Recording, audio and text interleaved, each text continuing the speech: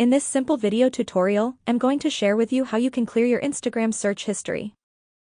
Clearing your Instagram search history is important for privacy, security, personalization, and maintaining a clean experience on the platform.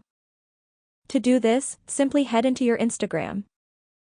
On your profile page, tap on these three lines and head into your settings and privacy. On the settings page, tap on this first option of Account Center. You will then select the option of your information and permissions. On this page, tap on Search History right here. You will then tap on Clear All Searches right here. All your recent searches will get deleted successfully. You can also customize to auto-delete your recent searches after a given period of time. That's how easy it is to delete search history on our Instagram. If you have any questions, just let me know in the comments section down below. Please don't forget to leave a like, share and subscribe for more video tutorials like this one.